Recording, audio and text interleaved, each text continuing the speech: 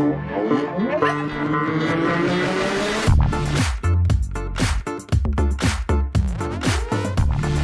there, barrel chasing business owners. Today we are going to spend an hour or so with the amazing John Blake, also known as Blakey to his mates.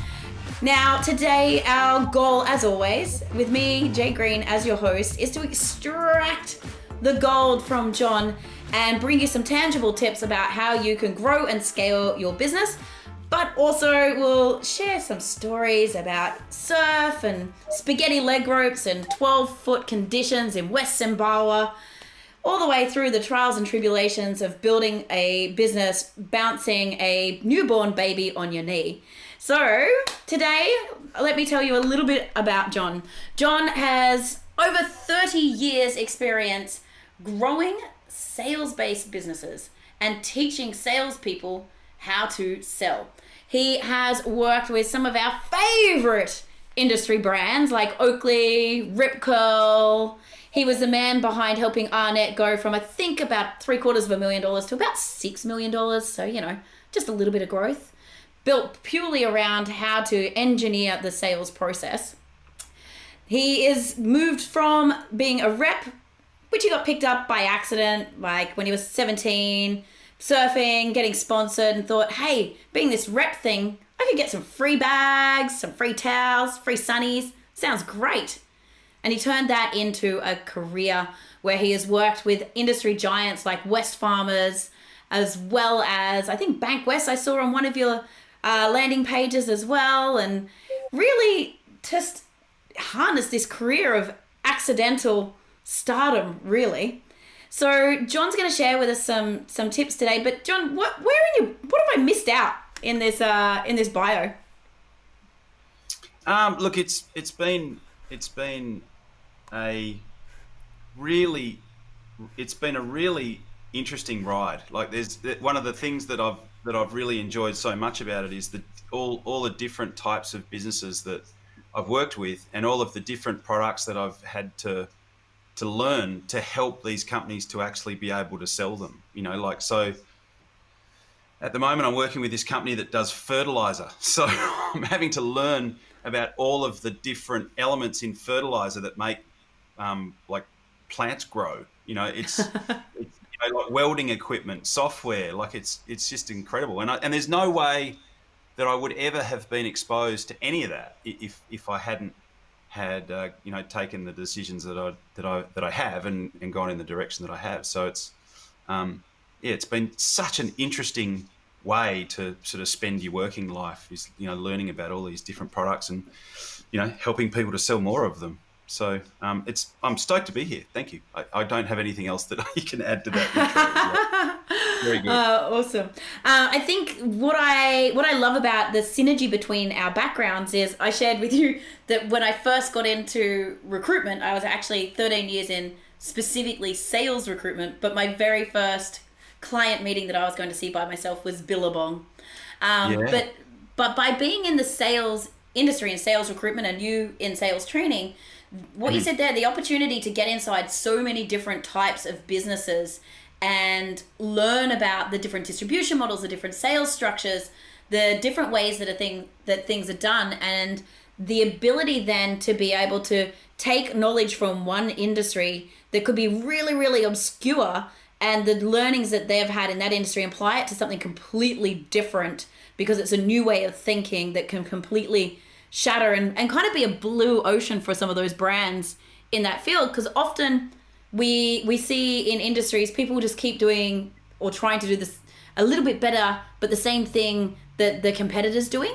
And when you really shatter that and go with something outside of the box and that's not been done in that field, it's game changing. Can you give us any examples where you've taken something like, I don't know, from your welding or your fertilizing clients' knowledge or structure of how they do sales and applied it to something completely different?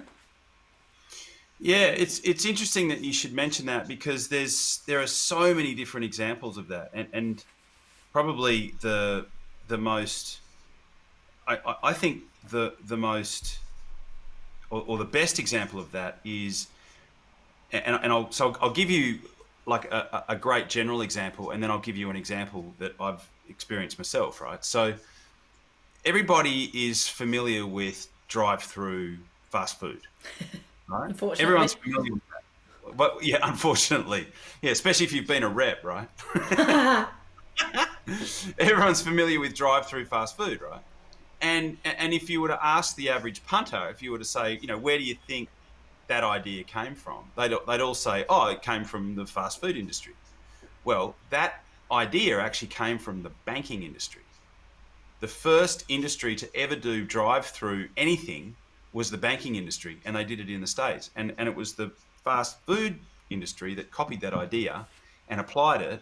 And now, if you look at how massive that's become, like, the drive-through component of a fast food chain is just, huge. I mean, we've over the years done a little bit of work with McDonald's and, seen the numbers. That's it. Delete. Get off my podcast. No. Yeah. Yeah. Well, it was actually... How did you get through the... Who screened you? Who screened this guy? My ex-business partner he was, to be fair, it was actually his client, but we obviously talked about it, and it's incredible. Like, and so that's a classic example. The specific example that I can share with you is I took a strategy from the direct mail industry and applied that to one of the clients that I was working with in the surfing industry. That what had happened, they were a sunglass brand and they were doing really well, but while they were perhaps not paying as much attention as what they could have been, one of their competitors had dramatically increased their client base. And they were like, hey, we're not playing on the same playing field here. They've got so many more accounts than us. We need to increase the amount of accounts that we've got. And so I took this, essentially it's like a contact marketing idea from the direct mail industry, and we applied it to this company that wanted to increase the amount of accounts that they had for this sunglass brand. And we were able to increase their client base by 30% in 90 days using this particular strategy. Wow. In fact, it was that they wanted to open 60 accounts in 60 days. So we did that. We achieved 60 in, we called it like the 60 in 60, campaign. And then it went so well that we made it the 90 in 90. So it was like, we got the 60-day mark. And it's like, great, 60 accounts open, brilliant. And then we ended it to 90, and they were able to literally increase their account base by 30% in 90 days using this particular strategy. I love that. So it's pretty cool. And it's interesting that you say, look, competitors, it's called industrial myopia. Like they just look at what their competitors are doing and they go, oh, maybe we should do that. And that's fine, but it's only ever going to give you incremental growth. It's never going to give you something that's like a game-changing exponential type growth. So it's only once you take those things that have worked in other industries and apply them that you really start to see the big licks of growth that people in business are really wanting. Yeah. It's such a great point that you bring up, for sure. Yeah, and I think it's just people. I find a lot of people just like studying what their competitors are doing, and it's like, don't worry about their doing. Like, think about what you can do authentically. Think about how you can create a blue ocean, how you can get out of that bloody Red Sea of, and trying to compete for the exact same market. What can you do to think outside of the square and even create your own niche or your own, I think you talked about this before, like your own lane as well. Like, how can you do that? So with that then, what's your strategies? How do you suggest to businesses to maybe look at their sales go-to-market strategy, or like their thinking around this? How do they break free of the being myopic and look at the bigger picture, and because it can be scary, right, to take a leap of faith. I'm sure it was scary for your sunglasses clients to go, you want us to do what a direct mail campaign does, like a direct marketing company does? Like, what? That's crazy. And there's probably a bit of bucks behind it. There's a big leap of faith that's got to be taken there. What's your suggestions to business owners to be able to make that leap and bridge that gap?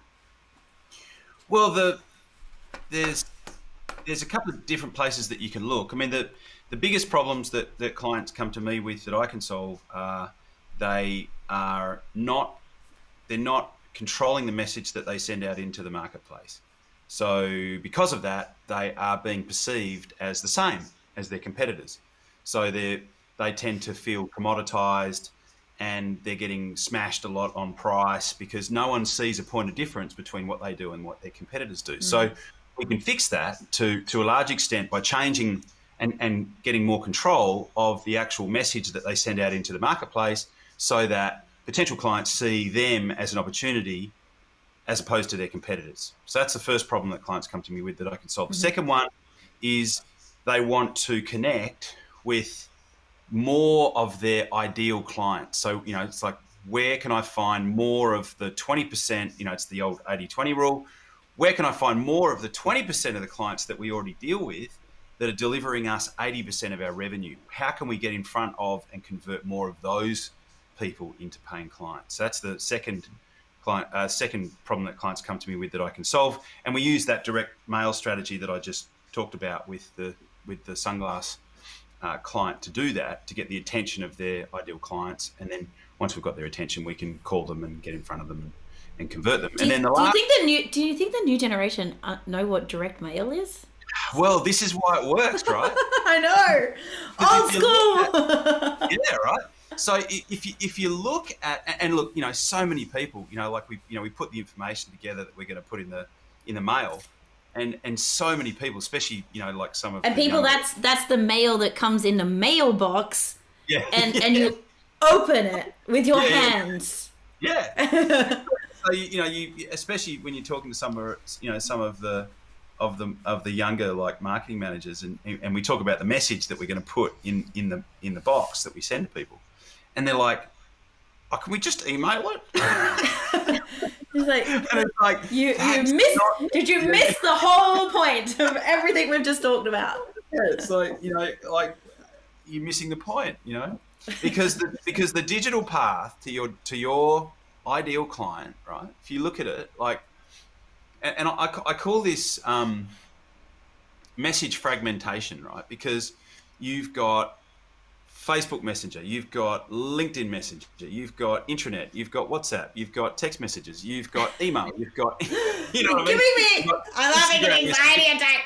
I'll be down here rocking and crying. Just thinking about it gives everybody anxiety. Right? Oh, makes me want to vomit. It's so true. The digital path to your dream client is in absolute gridlock.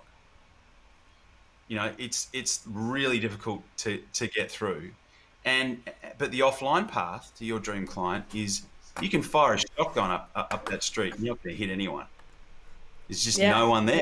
So if you send something physical, like in the mail, and it lands on their desk, well, first it's going to take up space on their desk, but you're going to have no competition at all because no one else is going to do it. They're not going to send them stuff.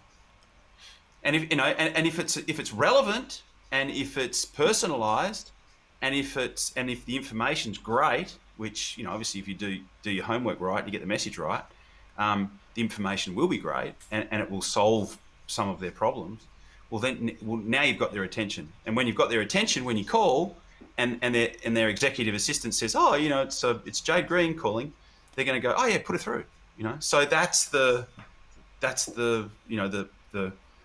one of the key things that we've been able to do. And then the third problem is, of course, people have got lead flow and they want to maximize the amount of leads that convert into paying clients. And that's really the third. Stop the leaky leads. That's it. So within that, there are essentially 7 different leverage points that we can look at. We can go, okay, so if you visualize it, in fact, probably the only LinkedIn post that's ever got more than 3 likes is I did this drawing, and I did it on like a Thursday afternoon. I drew it, and it's a bucket, and it's got all these holes in it, and there's all this water leaking out of it. And each of the holes has got like a stream of water coming out of it, and I've named each of the streams of water. And this thing went viral. It's got like 480 comments on it. It's been shared it's like 35,000 views, and it just resonated with everyone because everyone realizes that lead gen is now commoditized. It's easy to spend money, get leads. But yours sounds like something that was a bit more tangible than my one that went viral. Mine was meditation is for pot smoking hippies and airheads. Yeah. And I woke up the next day and it's like 48,000 views. And I was like, wow. It was about manifestation and how meditation and segment intending, like there was a bit of a story to it, but I feel like yours probably on a different level to what mine did. Like it literally it took me 8 minutes to draw it. I mean, full disclosure, I have a background in graphic design and illustration, so it took me eight minutes to draw the thing, and I just posted it up, just totally not even really thinking about what I'd written or whatever. And then same thing, I woke up the next day, I'm like, holy shit! This is something that people need. Yeah. But those 7 holes are the things that we look at. So we say, so one of the holes is just engaging the lead to start off with. One of the holes is how we actually talk to them, whether we're disqualifying them or whether we're qualifying them. One of the holes is actually presenting. Can I just touch on that for a second? Disqualifying them would be equally as important as qualifying them, right? Yes, absolutely. Absolutely, because you've got some people are getting absolutely hammered with leads, and they end up sending somebody or making an offer to somebody that they shouldn't be making an offer to, and then that destroys their conversion rate, because it's like, hey, why are you even making an offer to this person when it's not even a fit? This isn't going to be the right thing for them. You're much better to recommend an appropriate solution to that person so that at least they feel served, and you're pointing them in the right direction. Plus, we live in this world where somebody that's never even done business with you can go on Google and write you a 1-star review if they felt like they were neglected and that you didn't look after them. So, yeah. And it's just a waste of energy, right? It's just a total waste of energy. It doesn't serve them, doesn't serve you. Doesn't serve the salespeople. Exactly. And there'll be times where you want to qualify more because you probably got less leads. And then there'll be other times where you want to disqualify more because you've got more leads. So it's sometimes you need to tighten that funnel, and sometimes you need to loosen it off a little bit. So you need to be adaptable in that regard to make sure that you've got all of that happening, and it's and you're actually making sure that you're letting the right people through effectively. Awesome. Often the analogy is, it's like the velvet rope at the front of the nightclub. Who do you want to let in? Because you don't want to let the wrong ones in. No. I have a funny story about how I convinced a man to open the velvet rope for me to go and dance with Snoop Dogg, Grant Hackett, and Leighton Hewitt. I don't know how I convinced them that I was the right one to let me through, but hey, I put it down to the sales technique. There you go. So, hole number 4? Are we up to hole number 4? Yeah, hole number 4 is actually presenting that plan. So often people they'll talk to somebody, they'll take a whole bunch of notes, they'll put a proposal or a quote or a fee outline, or the whole semantic thing is a whole other separate conversation which we can talk about later. But putting that together, and then they just email it. So there's a massive hole in the bucket where if you present that to your potential client, you are so much more likely to actually convert that particular sale, as opposed to just attaching it to an email and pressing send, and at the bottom of the email saying, if you have any other questions, please don't hesitate to contact me. So that's a leverage point in and of itself, right? Do you think you can present a proposal via video, like a Loom or a Zoom, without the other person being on the other end, if it's a time thing or you don't want to get caught just objection handling? No, that's something that I teach, because there's good, better, best. Best is I come around and we go through it face to face. Over a beer, right? Pardon? Over a beer. Preferably. Right. So that's the best utopian outcome is I put the proposal together, or the plan together. I come over and we go through it and I show it to you, and we go through it together, right? That's the best case scenario. But we live in this world where sometimes that's not possible, right? So the next best scenario is we get on Zoom and I present it to you on Zoom, or I email it to you first, and then I walk you through it while we're talking on the phone. And then the next best scenario is if, so like I've got one client where the majority of the people that they're dealing with, they sell a pneumatic torque wrench. It's another weird and wonderful product that I've had to get to know over the years. Oh, don't worry. I run an hydraulics engineering training organization as part of what I do. So don't worry. I often got a flange or a valve, and we're talking about pressure and maybe a reaction arm. A reaction arm. I like to say, and how to handle your hose. Yeah. So, some of these procurement managers, they don't hang out in the office, or if they do, it's for very small, things of time. So one of those guys, what we did with those guys is that we would put their presentation on a Loom video and send it through. Yeah. And they went from scratching their head, in fact, in total bewilderment, going, especially during the lockdown. In fact, we did this whole project over the lockdown period, that 3 months where no one was able to go anywhere. And they went from scratching their head in total bewilderment, going, how are we going to make sales if we can't get on site, to actually making sales through sending Loom videos to potential clients. So it was huge shift. We had a similar situation because we had all of our trainers going to sites, to mines, and to do the physical demonstrations and a lot of the training, and we had to change. We've converted nearly most of the business over doing blended now, so that we can squeeze in the face-to-face practicals when we can get across borders or get into mine sites, but the students haven't been left hanging, and the people can actually upskill. It's such an opportunity, right? Rather than you got all of your engineers sitting at home twiddling their thumbs. Well, they can be upskilling in their downtime. So it's an opportunity to look at that as well, but you've got to meet them where they're at, is what you're saying. Yeah, absolutely.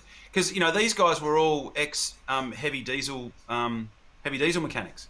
Mm-hmm. So half of them barely knew how to turn a computer on, let alone record a Loom video. So it took us a good 90 days to roll the whole thing out and get everyone comfortable, and hey, go off and do a couple of these, send them to me, I'll critique you on them, and then a couple of the guys really picked it up and started doing it really well, and then everyone else got the confidence to start doing it also. So that was massive. So that's leverage point number 4. Leverage point number 5 is how you present it. Leverage point number 6 is follow up. So that's huge. What people don't realise is that 80% of sales are done after the 5th follow up. I've been training sales teams now for 17 years, and I can tell you that the average number of salespeople, the average number of times that a salesperson will follow up with a client that they've already sent a proposal or a quote to is 2. Because they don't want to seem like they're the desperate one chasing up, and it's like, we always had the old saying, every no is one step closer to a yes. Correct. And if you can orchestrate it, even just a micro commitment is one step further to a yes. So or a head nod. One of the best things that you can say to somebody who's not ready yet is, so when do you want to talk about this again, if at all? When would you like to continue the conversation? And then they'll tell you, and then you're ringing them when they told you to ring them. Unless they tell you to fuck off. Well, they could tell you to fuck off, but I tell you what, a no shits all over a maybe. 100%, because you're not wasting time and energy, and that's one of those people that is not ready or not going to buy the tire kicker that you shouldn't have in your follow-up system anyway. Yeah, look, I've got clients with $46 million sitting in proposal sent column Maybes. of their CRM. I've got clients with $7 million worth of quotes sitting in their proposal sent column. The damage was done way before I arrived, but that's huge. When you consider, because the other piece of data that will blow your mind on this is that only on average 15 to 20% of people are going to buy within the first 90 days of inquiring about a particular product or service, but another 30 to 35% of people are going to buy within the 90-day mark and the 2-year mark. So there's actually more people that are going to buy after the 90-day mark than what are actually going to buy before the 90-day mark on average. So Wow. Just having a way to stay in contact with people, you've got a crack at all these sales that your competitors are just not going to go after, because they're just going to go on to the next lead. So you think about it, the average salesperson, it's like, hey, you've got 20 leads sitting in the proposal sent column that aren't ready yet, or you just got 5 new leads in your inbox. Which ones are you going to contact? Yeah. And when you actually think of it, it's crazy. Yeah. What's the fear around it? How do you get a salesperson over that fear, right? Because it's kind of it's that fear of rejection. If they've been rejected twice already, then how do you go back in? Like, how do you build their resilience? What's the tools that you're giving people?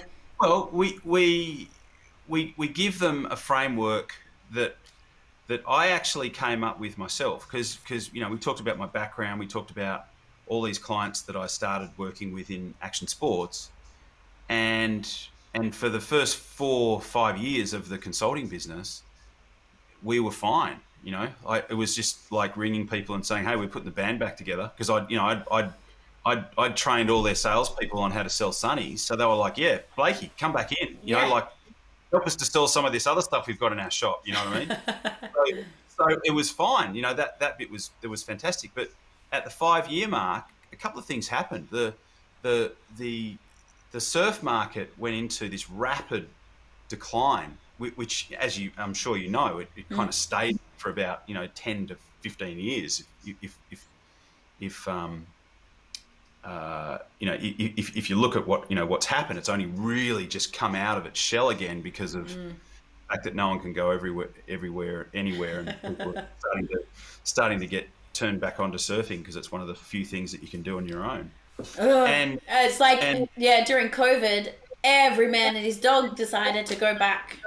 I know. Everyone that had ever owned a surfboard in the last 20 years decided it's going to dust that off. Yeah, exactly.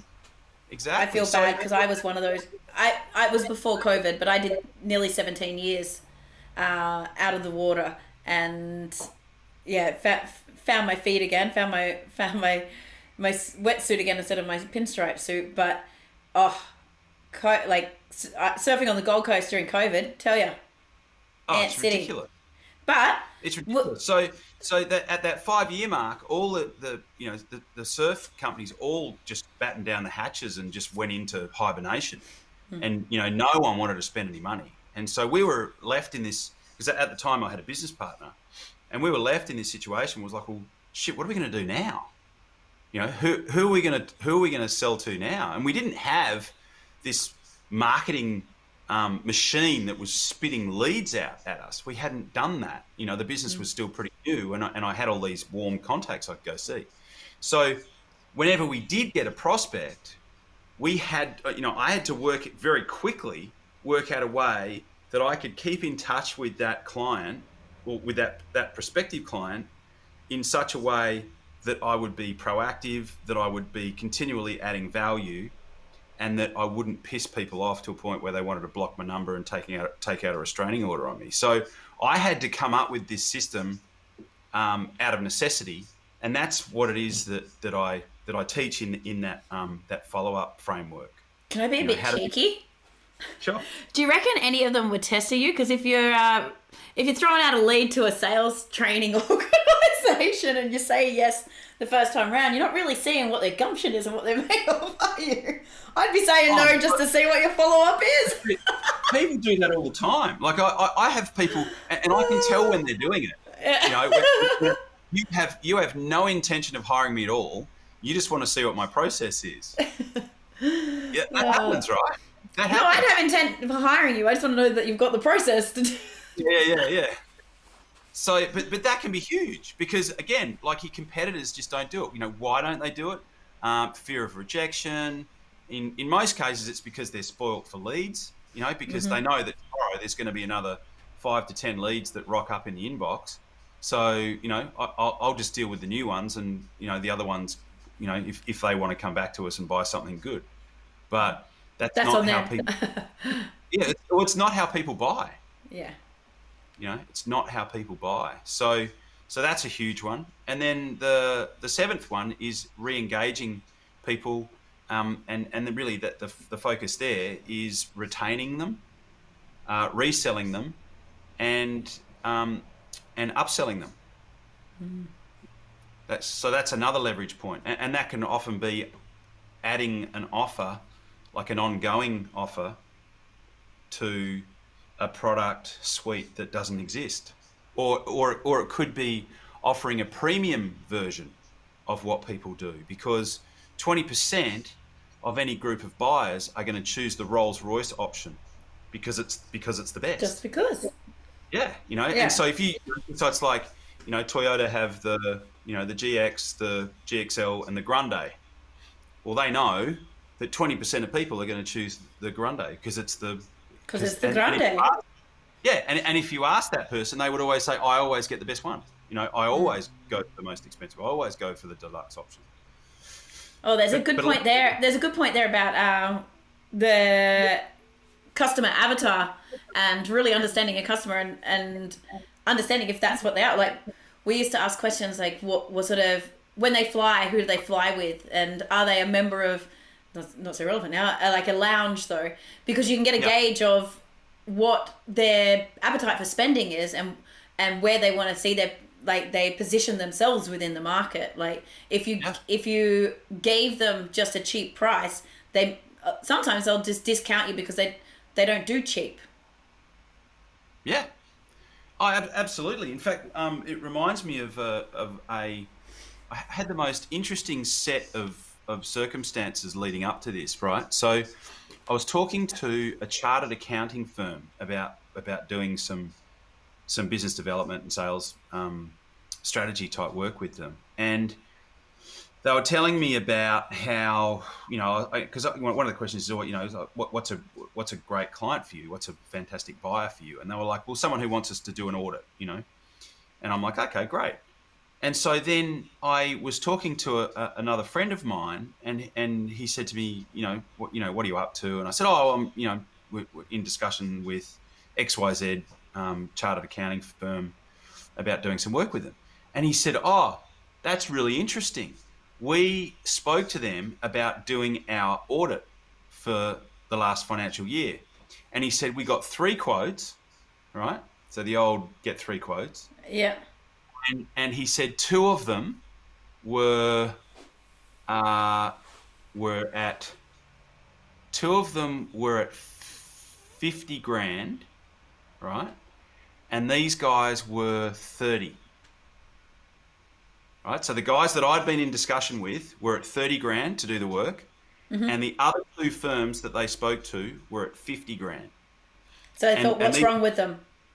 These are his exact words. And he said, so straight away, we threw the 31 away because they were too cheap. Yeah, there must be something. Cutting corners somewhere. Desperate for work. They were like, there's no way in the world they're going to be able to do it for that. They're going to come back with variations. They're going to come back with extra bills. And they obviously don't know what they're doing because these other 2 people see it as more work, or it's going to be a more extensive type thing. And I actually took that feedback and I said, look, you know, this is, you know, really gratuitous. You know, like I've had this situation where I've had this conversation, and I told them. So, you know, it was like, such a classic example. It's like how you can lose work by being 20 grand cheaper than your two competitors. Yeah. It's like, I couldn't make that shit up. You know what I mean? Like, it's just such a classic example of what you just said, which is sometimes if you're not expensive enough, people don't take you seriously. Yeah, 100%. They think, why, like, you don't go, some people, you don't buy Kmart, even though it could be equally as good, could do just the same job, but you don't want that Anko brand.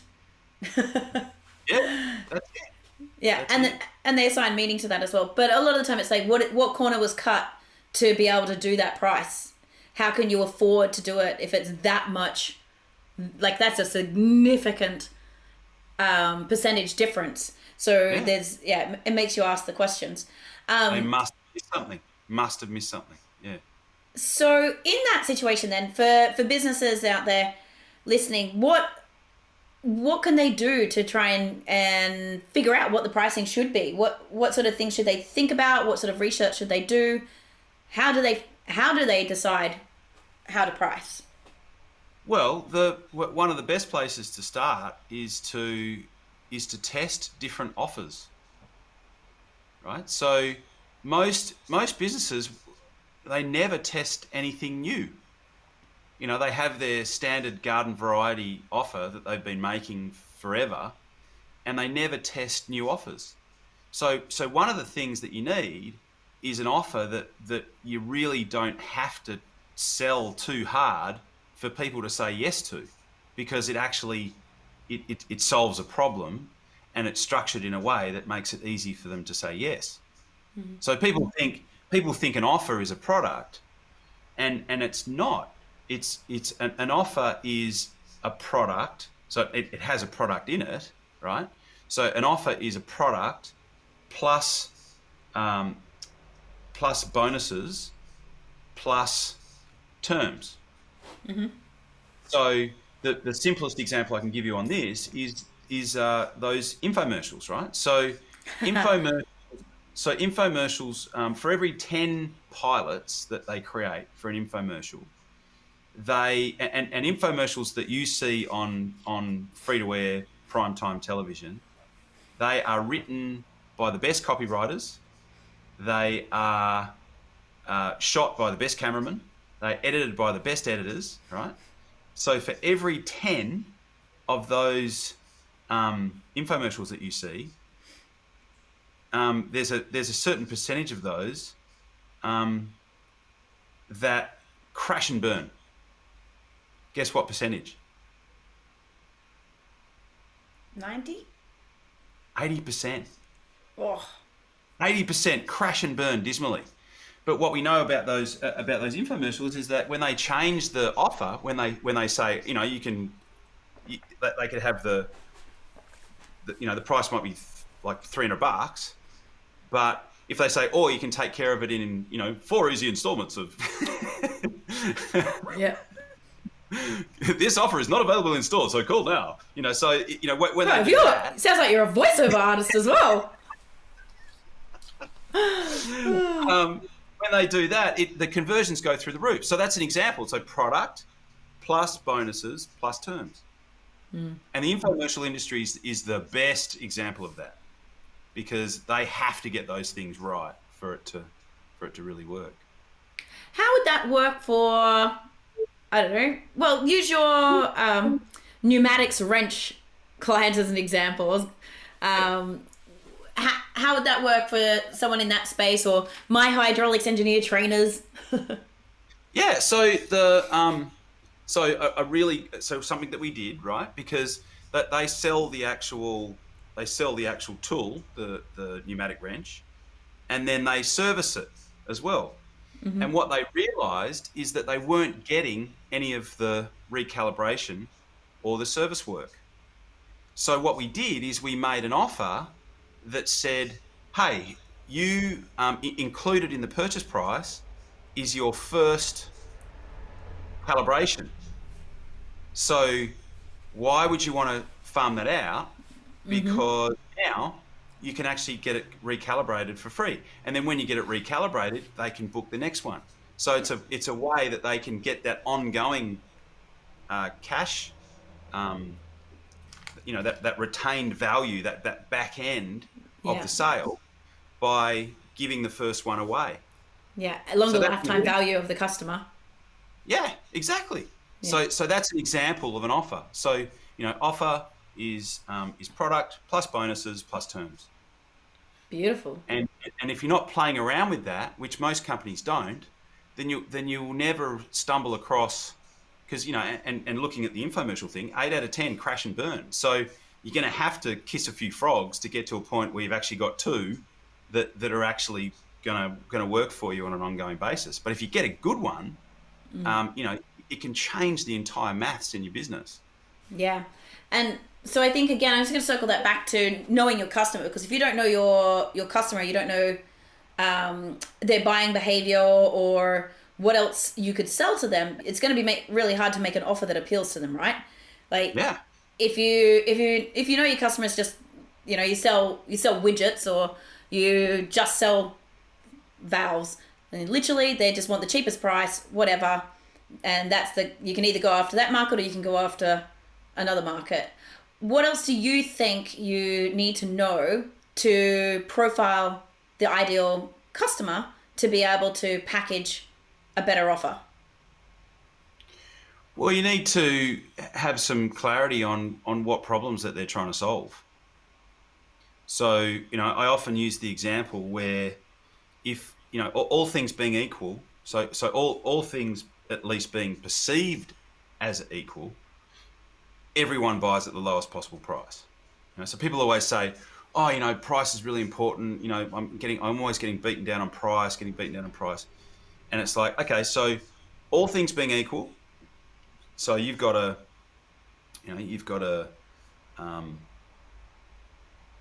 Samsung TV, exact same model that's at JB Hi-Fi at Harvey Norman.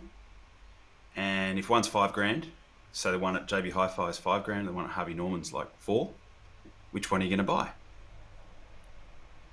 You're going to buy the one that's $4,000. But now, if the one at JB Hi-Fi includes a surround sound speaker package and free installation, it's $5,000, but this one's $4,000. Now, what are you thinking? You know what I mean? So it's like, what is the problems? What are some of the problems that your clients have once they actually buy the thing? And then what can you bundle in? What can you bundle into that purchase that has high perceived value but low hard cost? So in that scenario, JB Hi-Fi might lean on a supplier and get a whole bunch of speakers that they're either paying really low amounts of money for or not much at all, and they're bundling that in with that purchase to actually justify that $5,000 price bracket. And maybe when the installation guy comes in, he can sell something else like home automation or, upgraded HDMI cables. Those things are worth a fortune. Sorry, what was that? Upgraded HDMI cables, they're worth a fortune. Yeah, exactly. All those type of things. So it's about, really to try and answer your question as directly as possible. It comes down to having some clarity as to, what are some of the things that your buyer is experiencing along the road to making that purchase, and what are some of the problems that they're going to have once they've made the purchase that you can actually support them in fixing so that they get the best outcome possible, and gearing your offers around that.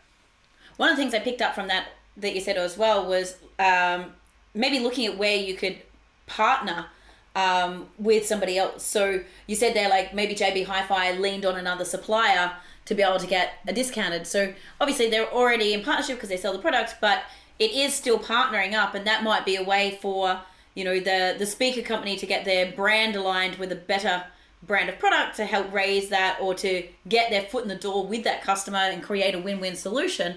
So where could you leverage off somebody else's business or somebody else's product suite or brand to either elevate your brand or to serve the customer better, that then gets you both a win-win with that customer to increase your exposure to them and an opportunity for lifetime value.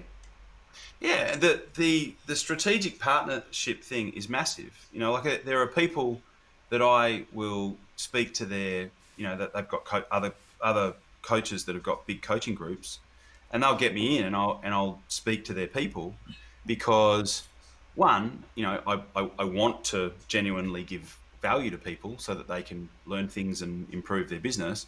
But two, I know that there's a certain percentage of people that are going to come back to me and they're going to say, hey, we really liked what you talked about in terms of this thing. Do you reckon you could come and help us with that?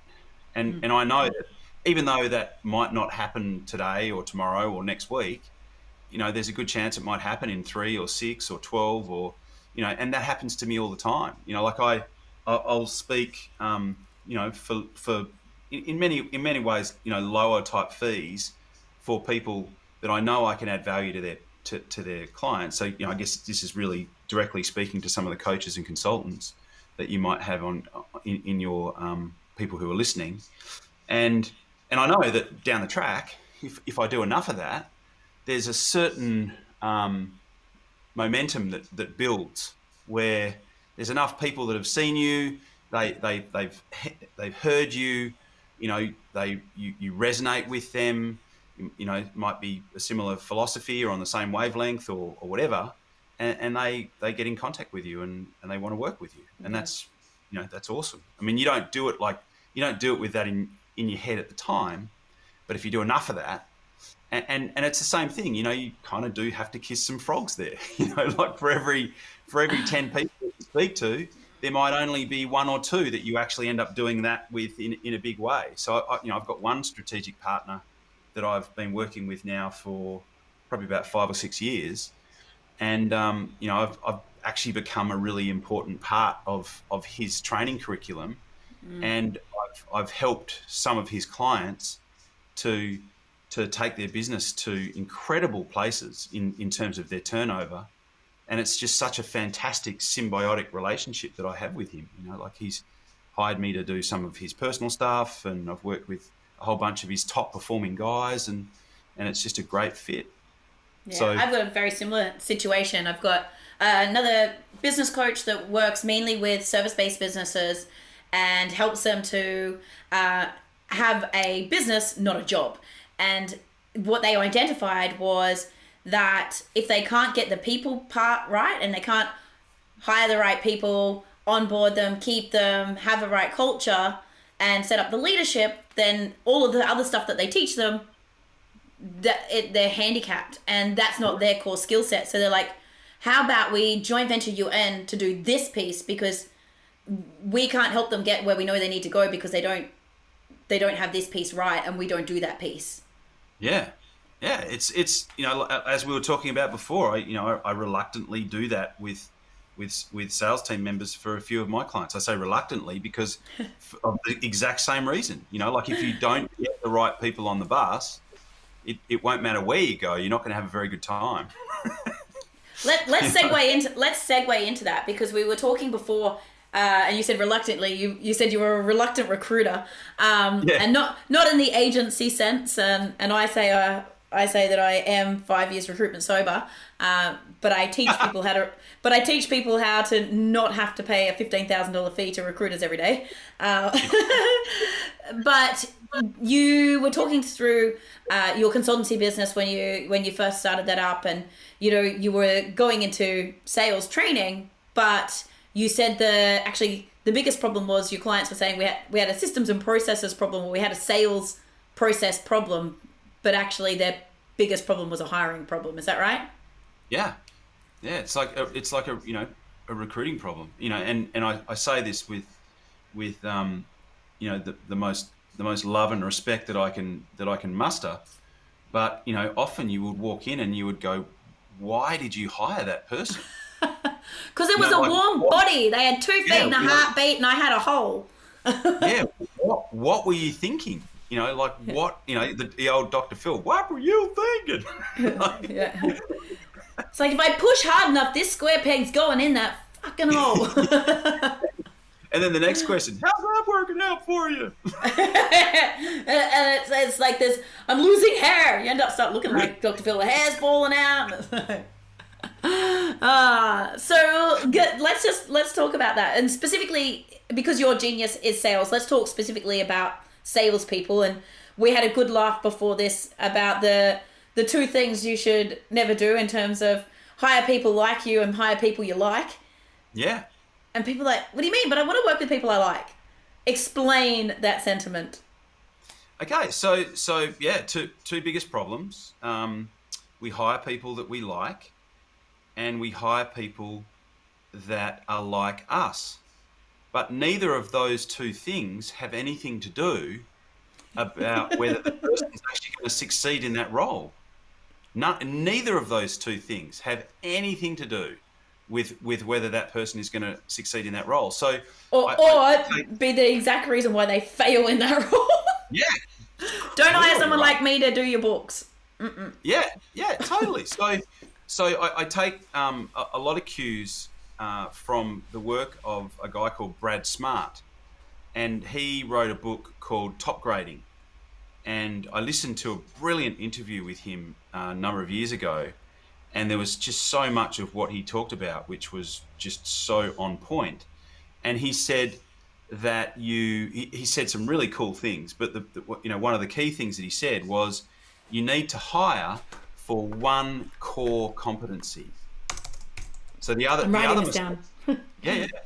So the other mistake that people make is that they have like the laundry list of skills that this particular person has to have. So they have to be able to do this, have to be able to do this. It's like no. What is the one core competency that this person needs to have for them to succeed in this role, or preferably in Australia to excel in this role? You should be hiring the single best person in your entire industry for this one particular role. My whole thing is like, hey, you live in a country where it's actually really expensive to hire someone. Make sure that person is an absolute superstar for that one core competency. And then you can start to go, okay, well, this is the one core competency that they need to have. What would also be nice for them to have is for them to be able to do this and for them to be able to do this, but they don't have to be able to do those things. What I've seen, like from 13 years in taking sales job briefs, specifically before going into all this, is, it's a sales role. The core competency is sales. Okay, walk me through what you want this salesperson to do. I want them to create a prospecting list. They're going to have to do that themselves. They're going to have to find the leads and the numbers, and then they're going to cold call them. And then once they've cold called them, I want them to manage the process and write the pitch and the presentation, and then send them a quote, and then follow them up. And then after they've won them, I want them to manage the relationship and nurture them till they die. Yeah. I don't know how many jobs you heard in there, and different skill types and profiles and there's an absolute heap of competencies in there, and it's such a common mistake. And the other common mistake is I've been running this business, and I've been converting clients that are typically through my network. There's a warm network that I've been and a brand using to generate business, and a brand, and the positioning of me being the boss, right? Mm-hmm. And now I hire someone, and I've never captured what I actually do. I don't have a process I can teach somebody. No, because I just stood up and be me. Yeah, well, exactly, right. And there's a whole bunch of things that in a sales context you actually can't get away with saying if you're not the owner. There's a whole bunch of things that the owner can get away with saying in a sales context that somebody else in that role simply can't do, right? So they haven't got a process, they haven't captured what they do, they're not spending any money on marketing, and then they hire this person, and hey, you got to do the whole thing. You've got to cold call, you've got to generate your own leads, you've got to go out and see. It's like, wow, no wonder so many people crash and burn. And I've seen it happen so many times where they'll call me in and they'll go, hey, we had this guy, we paid him 150 grand. And he sucked. We had him for 12 months and he didn't sell a cracker. And it's like, what were you, again, Dr. Phil, what were you thinking? How did you expect this person to succeed? You didn't have any of the tools in place. You didn't have any of the structures in place. He's probably not even the right guy for the job. So you probably didn't even take him through a process where you could actually select him with any real science or intelligence. And now you No, but he used to work for one of the one of the competitors that we want to be like. That's 5 times our size. Spend 10 times the amount on marketing, and like he was their top salesperson though. Yep. Why isn't he good for us? Which means that he was probably an order taker. Because he had a marketing machine behind him pulling in things, and a team that delivered. Like maybe he just did the calls and the rest of the team picked up the stuff. And yeah, the amount of conversations I've had with people like that is mind-boggling. And it's incredible where you have somebody who perhaps, possessed 2 or they were a unicorn and they possessed 2 or 3 of those core competencies, and then that person leaves. How many times have you seen it happen where they actually don't replace that person? They actually get 3 people to replace that role. Yeah. Because that person was such a unicorn that they could do 3 competencies really well, and now that person's gone, and it's like, oh yeah, nah. It's like there isn't anyone else on the planet that actually has those 3 core competencies. We have to hire someone who's good at this, then we have to hire someone who's good at this, and we have to hire someone who's good at this as well. And when it comes to sales, sometimes that core competency goes back to, like we said about the business owner, it's about that person's personal brand and network. Yep. So they don't have to work as hard as somebody else that you might bring in, because their personal brand has done the heavy lifting for them. Just like if you're the owner, your personal brand has done the heavy lifting for you. And I think this goes back to maybe it was point 1 of your leaky bucket. Like, what is your message saying to the market? Yeah. And how do you show up? Because there's a critical mass that kicks in when you've been doing something for a certain period of time. So in coaching, it actually takes a long time, for you to get to a point where you actually don't have to really hustle to get your next client.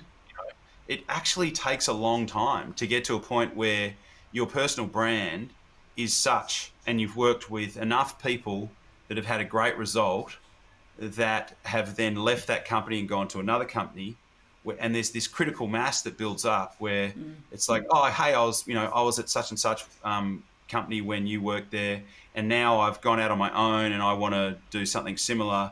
Can you come and talk to me? Or now I'm the sales manager at this other company, and I want you to come in and do the same thing that you did for that company. It has to be enough of that water that goes under the bridge for you to get to that point.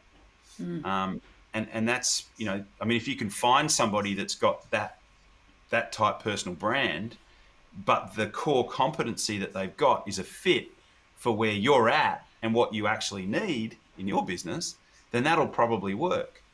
But yeah, it's not an easy thing. It's a big step, to go from owner doing all the sales, all on repeat business and referrals, to someone brand new doing all the sales who has not got the credibility of the owner and hasn't got all of those core competencies. It's a big leap. Yeah.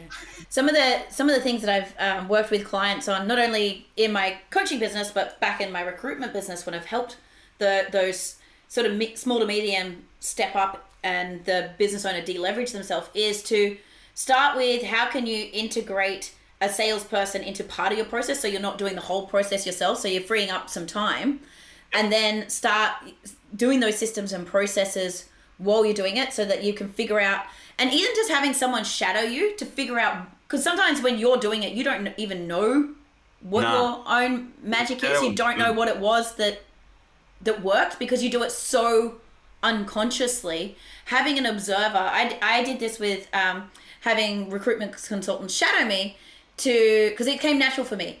And then they shadowed and they're like, oh, it was actually this bit that you did or that bit that you did, and then it was that, and you're like, oh, okay, cool, let's systemize that.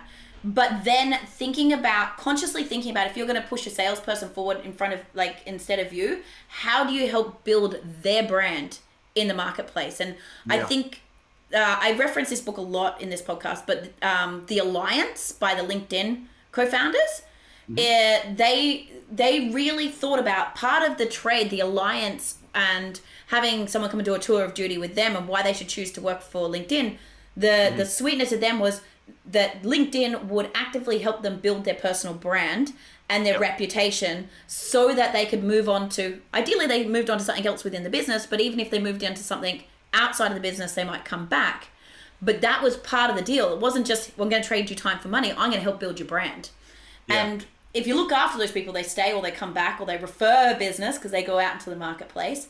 But if you're not willing to help build the brand of your salesperson and their reputation and actively invest in that, then you better hope that you've got a really good, simple business model that you can just pump money behind ads and people click buttons and buy. Yeah. So true. Yeah. So true. So I just... Keep going. Yep. I was gonna segue, but before I segue, just wanted to touch on you said that there was a predictor of potential, but you called it something else. The pop six, yeah. The pop six, which I like. Guys that do work with me know I'm really into profiling. I do a lot of stuff with talent dynamics and wealth dynamics, and I've done every profiling system under the sun, being with my background. But I'd never heard of this, and it's specifically for salespeople. It is. Tell me about it, and tell me why. Even if it's not this, what people should be doing to scientifically predict the success of a person, rather than going on that gut feel and that unconscious bias that we talked about. Yeah, so it can be used in a couple of different ways. The most common or immediate use for it is if you are in a situation where you're about to hire somebody and you're, say, down to your last, your short list of like 2 or 3 people, as a way to really feel confident with your choice, getting them to complete this profile will be a key tool that you can use to work out if they're actually going to work out with you or not. So what it gives you is how strong are they going to be in prospecting? How strong are they going to be in learning? How strong are they going to be with dealing with rejection? How hard are they going to close? How coachable are they going to be? So it gives them either like a green, a orange, or a red. So obviously red, caution; orange, they're probably going to be okay. Green is all good. So you can use it as a recruiting tool, but what you can also use it for is if you've got a great salesperson, get them to complete this thing, and you can use that as a template to compare who you actually have apply for the job or apply for similar roles, like a benchmarking tool in the future. Yeah, so you can benchmark what a great performer, because we've got evidence of that. This person's great, they're selling heaps of stuff, and now we can compare that to anyone else who applies, because they're birds of a feather flock together. If one person's got a similar profile, then the other ones are likely to to be good as well. Would you hang your hat on it entirely? No way. But it's a really useful tool that you can use to hedge your bets, and you're bringing some science to the process rather than gut feel. I like them. They said the right things. All salespeople, right? They had a good resume. They cherry picked all of the references. There's a big hole in their resume where they said they were still employed by XYZ, but they actually weren't. That old chestnut. And it also gives you some insights as to how you can actually coach and mentor them as well. Where are they going to need coaching, mentoring, and encouragement to make sure that you're actually bringing out the best? in them. Yeah. So yeah, I've had, and then the other one, the other way that I've had people use that is I actually had a lady who I've known for a long time and have done lots of business with her over the years, and she hired this person, and she said to me, "Oh, look, can you do a training with her?" And so she went through my professional sales masterclass, and then I rang up a couple of weeks later and I said, "How's it going? How's she performing?" And she said, "Oh, hasn't really changed. If anything, she's sort of pretty much stayed the same or might have gotten a bit worse." And I said, "Well, similar to our conversation previously, I said, you sure she's the right person for the job?" And so we got her to do this profile, and sure enough, it came back, and it was like, "Wow, you should so not have hired this person." She was lovely. She was a lovely girl. She was super personable. If anything, she would have been great. She would have been a great account manager. So customer service. When I heard she's lovely, really personable, amazing relationship manager, terrible door knocker. Yeah, because people are either they fall into one of those two categories. They're either a hunter or they are a farmer. Yeah. And the hunter is a certain type of personality, and the farmer is a certain personality. So information that would have been great before she hired her, but that for her was a clear message that she needed to reallocate this lady to another part of the business, which she did, and now she's got somebody else in that role, which is great. And I'm sure that girl is far more happy doing her job in something that's in flow. That's it. There's nothing worse, for a salesperson to be, in a role for 3 or 6 months and to have not sold anything. It's soul destroying. Oh, soul destroying. Yeah. Yeah. Gut wrenching. I'm going to take my segue now, and it's actually going to go a little deep. It's actually something you shared with me earlier. You said you're not sure if it belongs in the podcast, and I asked you if it was okay to go here anyway, specifically because of the challenging times that we're recording this podcast in, being that it's COVID, and in New South Wales right now they're in pretty hard lockdowns, and it's making business challenging, it's making home life challenging. But you shared a story with me about something that is so challenging that I can't. It's hard for me to get my brain around. And when you first started, or when you had this business, and your wife had actually suggested that you went into doing the training and change into the scope, and you just had a brand new baby. Do you mind sharing this story for us? And specifically, I ask you to share this so that people can have maybe a bit of attitude of gratitude for where they're at, but also just to learn some of your lessons of grit and determination and balance. And you take the floor on it. Yeah, sure. So it's been over 10 years now. So it's long enough ago that it's not really raw for me to talk about. I think if I really examine certain parts of it, that it would probably get raw. But I can talk about it very, very openly now, and have it not really worry me too much, because life has moved on. Like I met somebody, and we've now I've now remarried.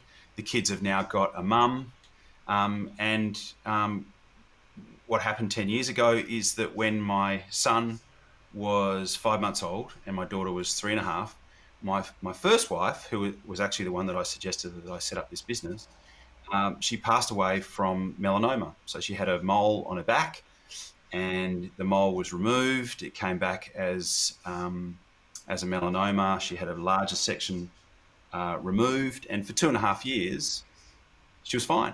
She was no problem at all. But then she fell pregnant with my son, and pregnancy does very radical things to a woman's body, as any woman and any man would know as well. And it just, for whatever reason, created an environment where this thing just took hold. and she had tumours in her liver, spine, lungs, and as it turned out, a whole bunch in her brain. And she was diagnosed and was given between 6 and 9 months to live, and she actually passed away within 9 weeks. It was that fast. So she was just here, literally here one day and gone, 9 weeks later, and just didn't really have a chance to get anything in place or really properly say goodbye to anybody, and she was gone. So, here I was with a 5-month-old son and a 3.5-year-old daughter, and what I didn't talk about is that within a 14-week period, because I had a business partner at the time, I resolved the partnership with him. So that was a legal kind of thing that we had to go through, and we've popped out the other end, and we're on talking terms now, so that's good. But I was living in Margaret River, so I had the office in Margaret River for the business, and I had my home in Margaret River. So I had to move office, move the whole family back up to Perth, which is 4 hours north, and I also had to dissolve the partnership, and had to launch a new brand, and I also had to put childcare in place for the kids, because I didn't want to, I wanted to continue doing the business. I didn't really have any choice. I had to, I still had to earn an income, got like mortgages and cars and 2 kids to bring up. So I had all of that take place in over a 14-week period. It was literally like getting bombed every day and it wasn't just the 3, it wasn't just the 14 weeks, that was the intense bit, but it was an absolute shit fight for about 3 years, just trying to, balance everything. I was paying nannies, total of about 40 hours a week, all in after-tax dollars. So, I had this choice where, hey, just put your son in full-time, put your baby in full-time daycare. It's like, no way. I'm not going to do that. I'm not going to let that happen. He needs to have somebody to look after him. He needs to have somebody, he just needs to feel love, as a baby, because none of this is his fault. So so that was full on. That was a very, very, it's one of those things that you look back on and you go, how the fuck did I pull that off? How the fuck did you pull it off? Is there anything that you can point to that helped get you through? Was there any practices that you did, like any tools that you used to see you through that? Yeah, heaps. So what I'll do is I'll send you a link, because I wrote about it about a year after I wrote about it, and I just wrote all the steps that I went through to get over it, and so I'll send the link. So if there's anyone that's interested, I would love that. But really the big rocks. The first one is if I was to share the really big rocks, the first one is, you need to know that you don't get sent a challenge that you can't solve, right? So I remember my cousin saying to me, he said to me, because he's this like super spiritual guy, speaks fluent Japanese, he's like a Tai Chi master, black belt in sword, he's got a Japanese sensei, and he's just an incredibly spiritual guy, and I remember talking to him about it, and he said to me, so, out of all the people that who is better equipped to be able to deal with this than you? And I said, I can't think of anyone, because I've done a stack of personal development, like just heaps of personal development, read heaps of books, studied a heap of psychology. I've just got lots of those type of, I guess, coping skills, Yeah. just through my own reading and study and research and I said, I can't think of anyone. And he said, well, that's why it's happened. It's and then the other thing he said to me is how are things going before? And I said, great.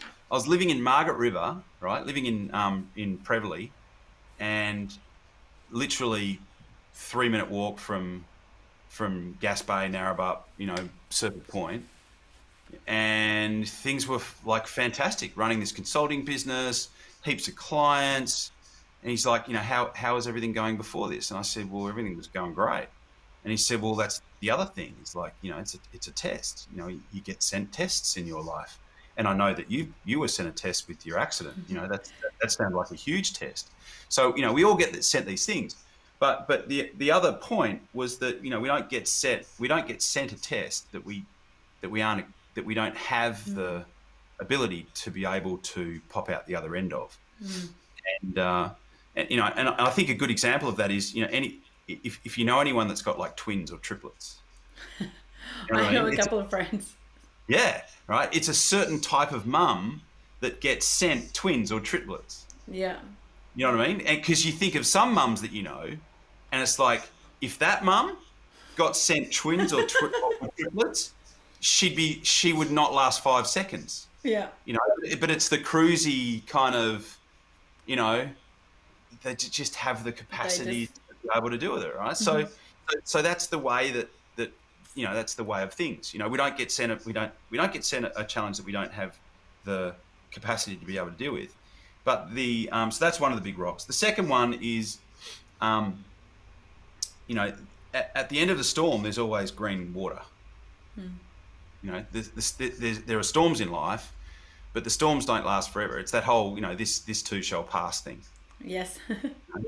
and so there's that, and there's about another 16 different things that I highlighted, but they're the two, I think, the two big rocks.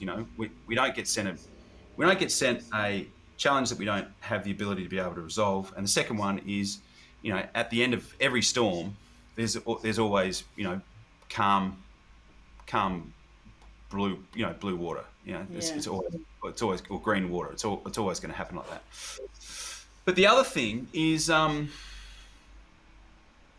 other thing that really helped me was I really simplified my life. You know what I mean? I just got rid of the clutter. I sold properties that I didn't need to hang on to. I just really consolidated a lot of things. Mm-hmm. And then once I'd kind of done that, once I'd sort of gone through all that, and I was like, it's that classic, that quote out of Fight Club, which is, it's only once you've lost everything that you're free to do anything.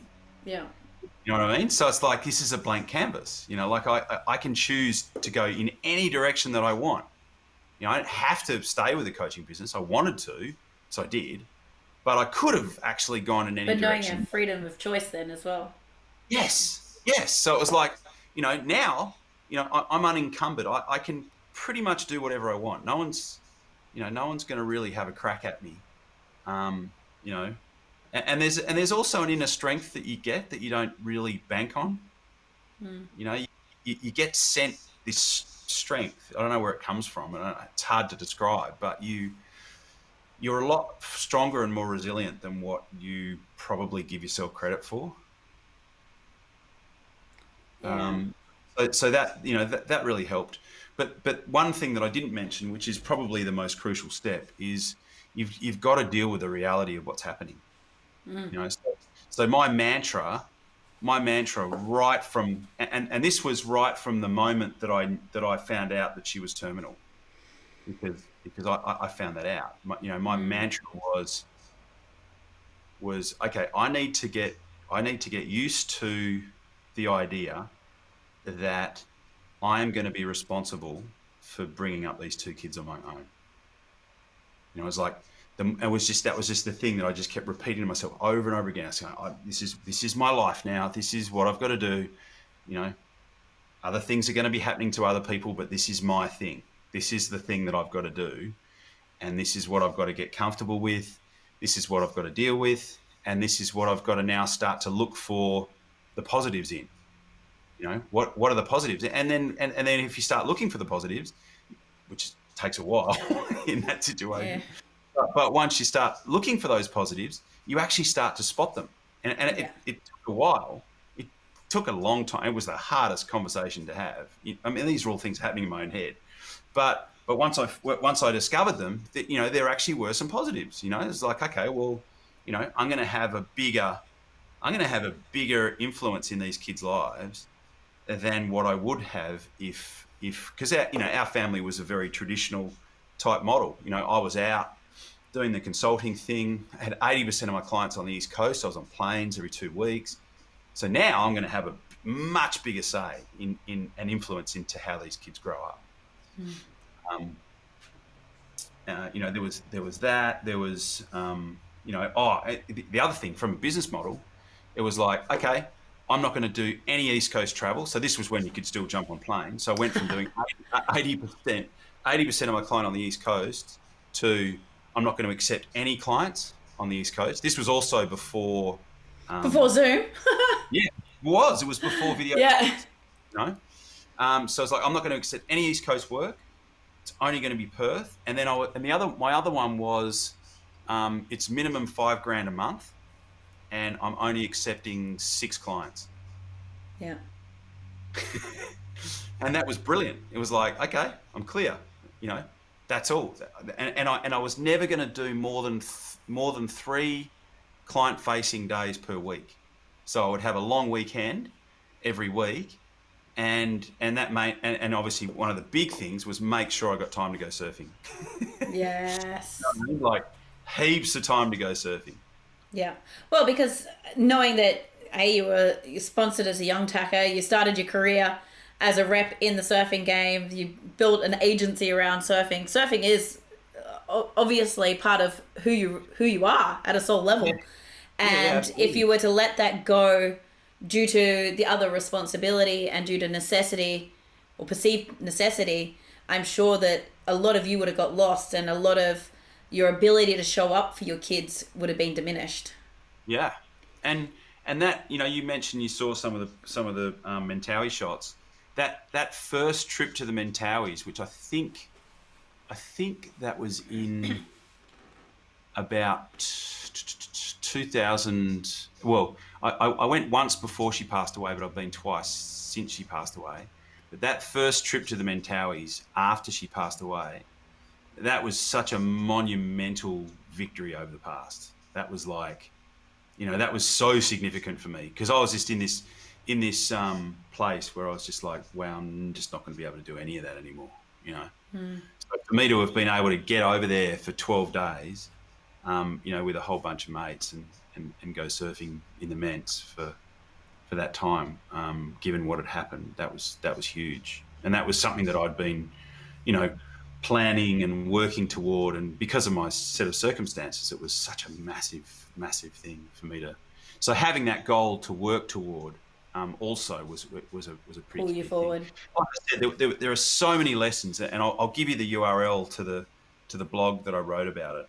Yeah, we'd love that. I've sent it to, you know, I've kind of been a bit of a sniper with it. Like I'll see somebody on that I know that, you know, on Facebook that's going through some stuff, and I'll flick it through to them, and I've had some incredible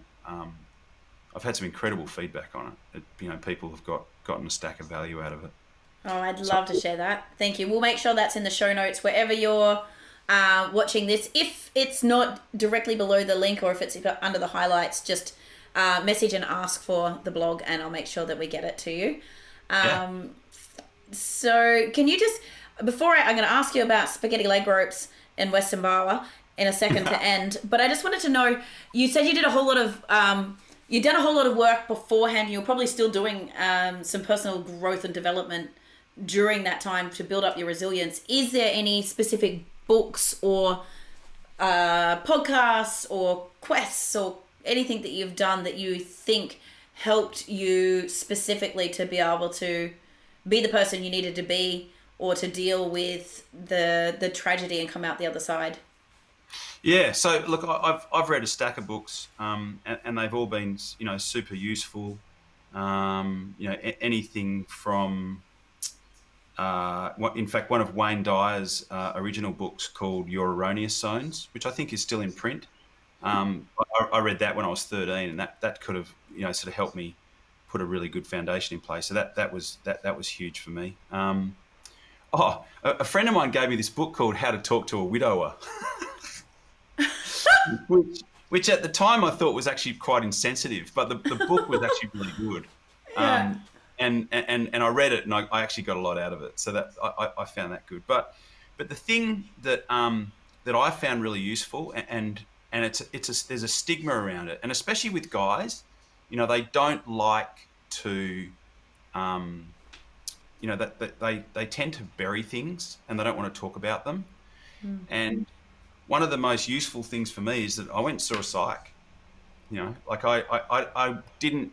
Thankfully, I didn't feel myself sort of, slipping into like, deep amounts of depression or anything. But, if you feel yourself starting to slide into a hole, go and talk to someone. And talking to your mates is one level, and that's useful.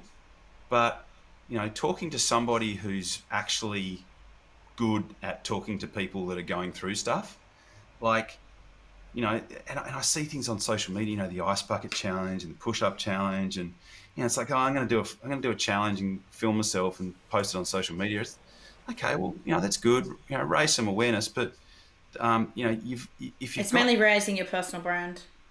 Well, there's that, but there's stuff bouncing around in your head that you probably just need to get out. You need to get that shit out. Talk to somebody. Sometimes you need someone to facilitate it out, because sometimes we don't. Like, I had a session with my psych the other day, and it was actually a sales fear, and she was able to pinpoint. Like, she helped me follow the breadcrumbs to what it was. It was like, wow. Yeah. So even something simple like that. I'd say most of the male guests that I've had on this show that have had, and nearly every single one of them have had some sort of adversity, which is why they're on the show, right? Yeah. It's one of the key things that they say.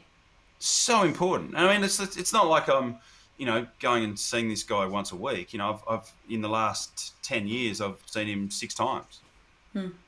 I went twice before. She died twice after, and then twice for 2 other things that I wanted to have a chat to him about. And that was all I needed. It was all I felt I needed. It was all and when I went and saw him the first time and I told him all the shit that was going on, he's like, well, shit, I know. Wow. I know why you're here. He was like, wow, that's a lot of shit you got to deal with, But yeah, I just think that there's still a stigma around it. Guys don't want to talk about it. They want to be stoic and they want to be stiff upper lip, and I think there's certainly a place for that.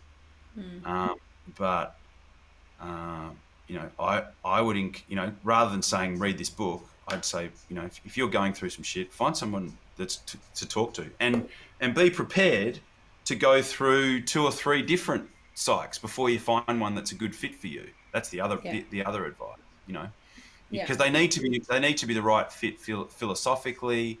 They need to be the right fit from a personality perspective, and try to go to one that's not going to prescribe you a whole bunch of happy pills. Go to a psychotherapist that's actually going to work you through stuff, rather than one that's just going to write you out a script.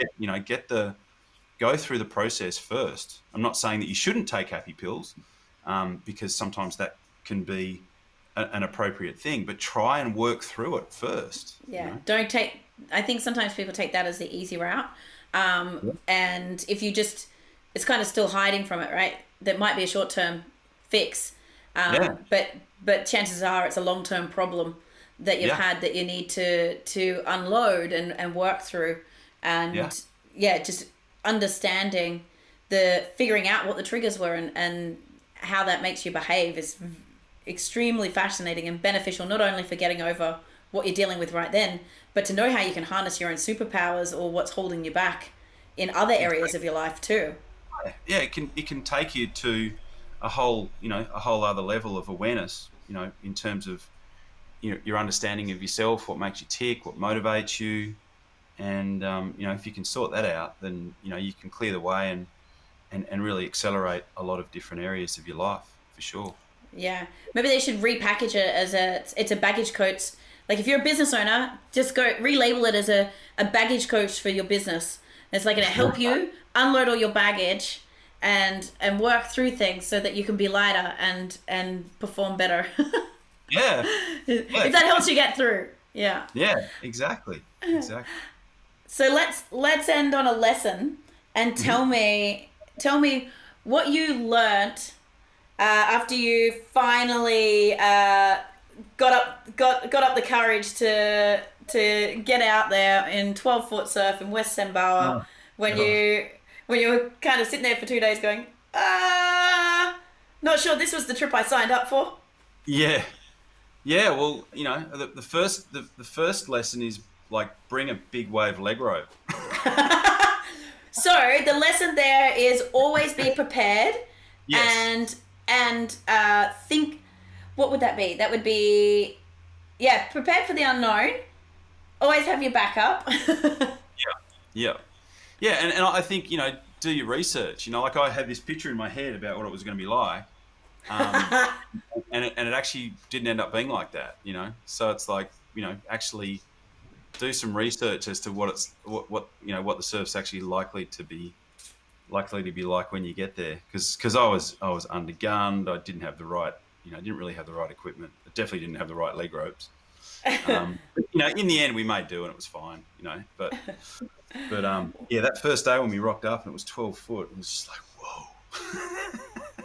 what's what's hilarious is I've got our screen. I've got the big TV that I've used as a monitor, and I've got Yeah. our little screen here. And Mhm. my wall desktop is actually a picture from the Ments from my first trip, Oh and wow. it's the swell of the season arrived Oh wow. Yeah. for the week Brilliant. of my birthday, my first trip Yeah. to the Ments. Yeah. And I have zero business being in swell of the season. I probably had zero business being in the Ments in the first place. And so the shot is this epic shot, and I'm actually just off. Like I just had to get in the water, so I'm like, if you zoom out, I'm paddling on the shoulder, just looking down. Yeah. The Yeah. Yeah. pretty close Well, to the boat. that's the best place to start. Being amongst it. Yeah. What was the lessons or the learnings or the tools that you drew on? Because you said to me that every day you kind of like had to psych yourself up to face the fear and to do it anyway. Yeah, like it's like do the thing that you fear most, and you conquer fear. So, you've just got to keep pushing yourself into that comfort zone, and then once you've desensitized yourself to that, that's a good place to progress from each time, and if you can just peg that back a little bit each time, then and you could apply that to speaking. You could apply it to you're speaking in front of groups of people. You could apply that to sales. You could apply that to all sorts of things. You got to test things. You got to you know you can always go further than what you think you can. you know and we tend to say no to ourselves before anyone else says no to us. Oh, I think that's the mic drop moment. There it is, right there. We tend to say no to ourselves before anyone else does. I love that. Yeah. Yeah. I am so grateful for everything you shared today and the fact that you were willing to be vulnerable with us and share from your story so other people can learn as well.